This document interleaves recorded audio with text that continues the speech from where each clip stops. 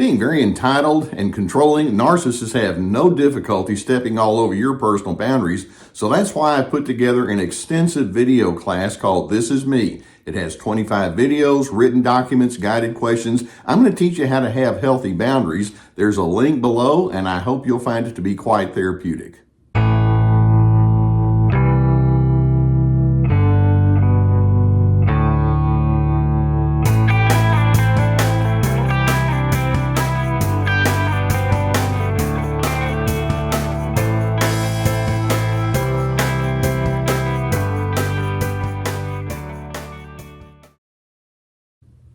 I'd like to ask you a question, and that is relationship loyalty a good thing? And of course, the answer is, well, sure it is. Relationship loyalty is something that we all prize, and when we have friendships or arrangements or work settings where we feel like there's a loyalty factor that's in place, it actually can feel very good and rewarding. In the best case scenario, when you have loyalty with another individual, you're basically saying, I'm here for you. I want to know you thoroughly, and I'm hoping you can do the same in reverse with me. You're someone that I appreciate, and my availability is a given. Let's see if we can build enough connection so that we can have a real trustworthiness that exists between the two of us. Yes, loyalty is a good thing. Now, when you get to the narcissist, they like loyalty too, but I'm going to call it loyalty plus.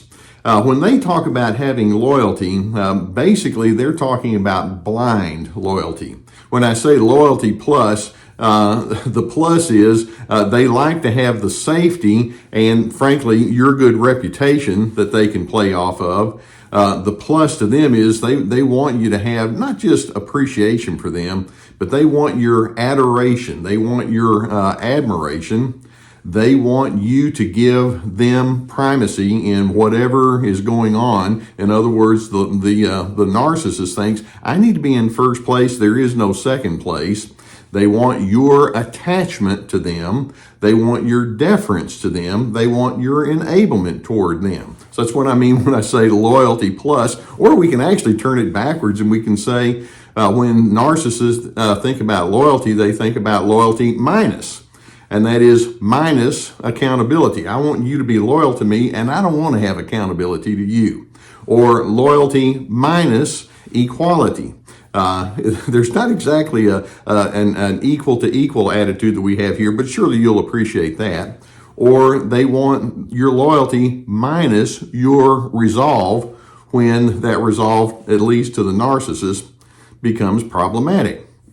Now, there can actually be times when you're in an arrangement with a narcissistic person, whether it's in the family or marriage or work setting or wherever, where the relationship becomes so unhealthy and so untenable that you just are not able to maintain the priorities that individual wants you to maintain. And they're going to start accusing you not only just of a lack of loyalty, but they're going to say, you've betrayed me. And basically, you may think, hey, look, you're asking me to cover up lies for you, or you're asking me to overlook very unhealthy anger, or you're asking me to back you up even though you've got a lot of morality issues going on, or you're asking me to overlook some of the problems that come with your addictions or your very poor priorities. And I'm not willing to do that. And just by saying that or insinuating it, the narcissist takes the position that says, well, I'm terribly offended. But then you can just hold on to the notion that says, well, you know what? There's simply times when I have separate values or separate priorities or separate opinions or separate preferences. Sometimes it's of a moral nature. Sometimes it's just, I want to do this evening instead of what is on your social agenda. Nothing more, nothing less. Again, it doesn't have to be complicated sometimes. And you may take the position that says, I'm not the kind of person that's just going to go along to get along. If it means that I have to be maligned, or if I have to agree to something that just doesn't work for me and my inner character, or perhaps you just have other interests that are calling on you.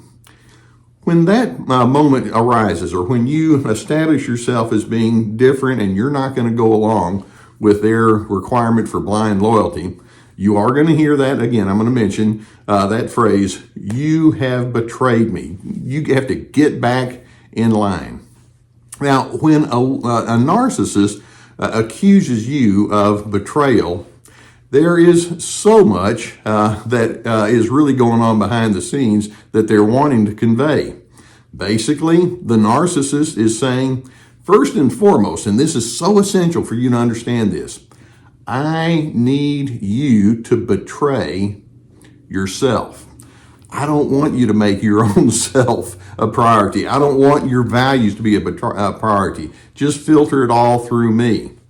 You willing to go along with that? Or when a narcissist accuses you of betrayal, what they're basically saying is, why don't you just suppress whatever uncomfortable emotions you have? They're misguided anyway, and so they're asking you to do that.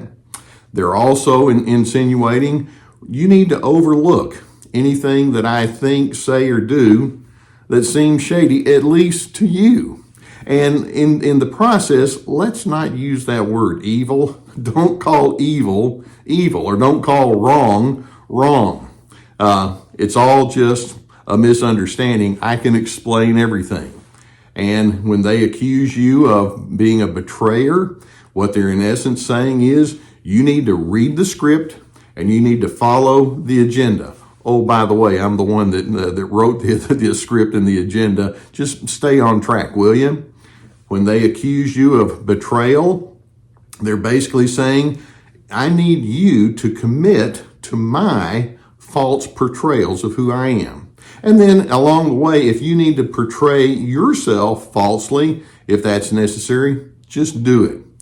Honesty is overrated.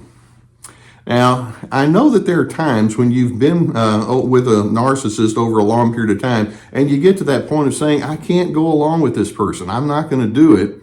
Let's keep in mind that when a narcissist falsely accuses you of betrayal, there's so much inside of that individual that's going on. It's necessary for you to know what you're dealing with.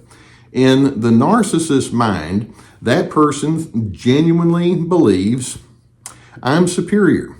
I know better than you. Even when I illustrate that my behaviors and my priorities are way off base or misguided, I'm still superior to you. Don't you forget it. And I think it's important for you to ask, am I going to go along with that?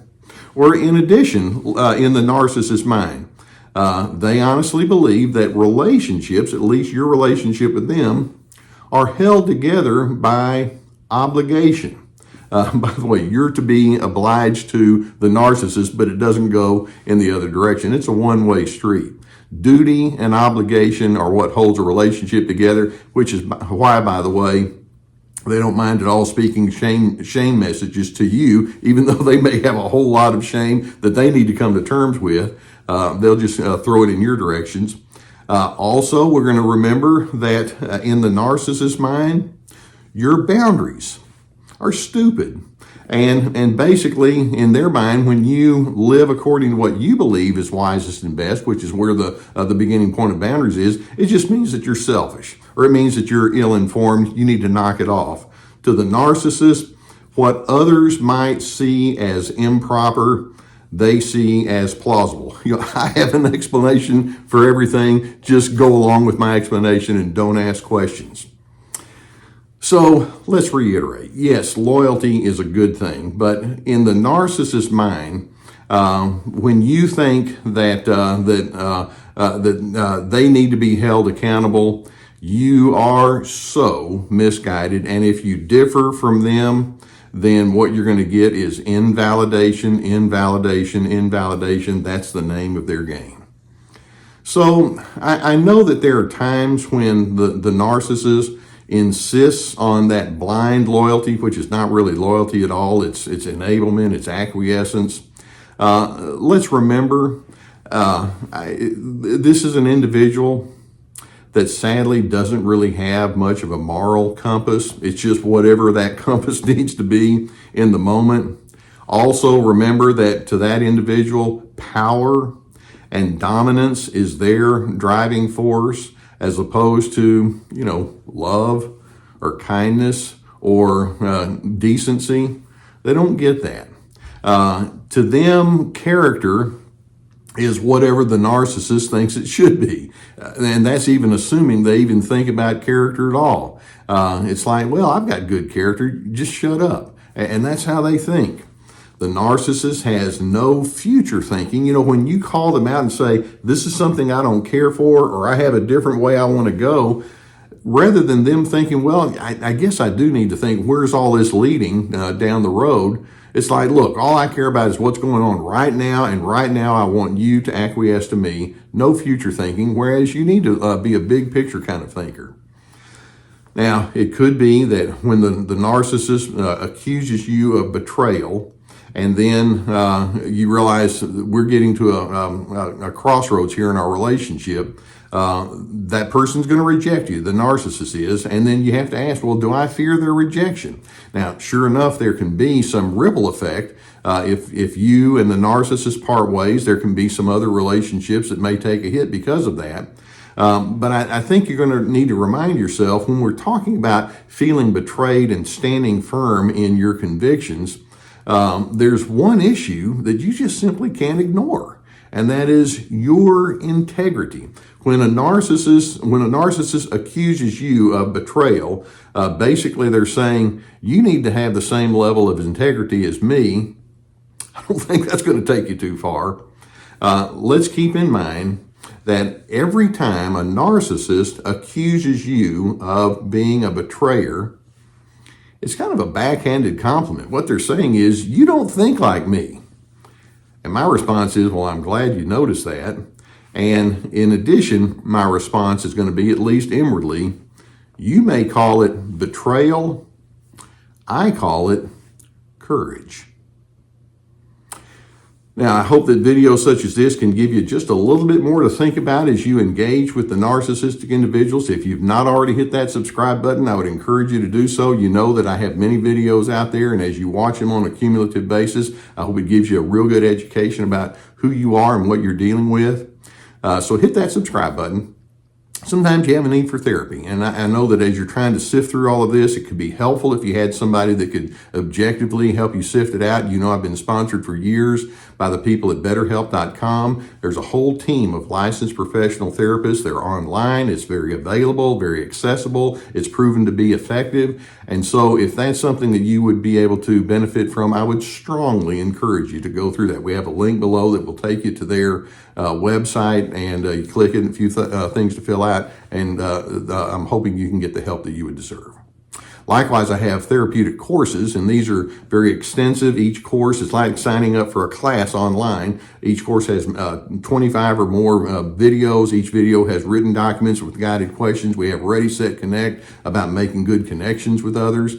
This is me about establishing those boundaries that are so necessary. Free to be, finding yourself despite that controller. We have my webinars that have been produced. They're on my website. And that would be a different thing to look into beyond the courses, as well as my podcast and plenty of articles there, my books, lots of resources. Thank you for letting me be on your journey. Okay, the narcissist says, you have betrayed me. And I'm thinking, yeah, we think differently, and hold firmly to your own inner integrity, because I'm hoping that in the process it allows you to remain that person of steadiness and intentionality in your life that they don't have. And in the end, I'm hoping it allows you to stay inside a place of peacefulness.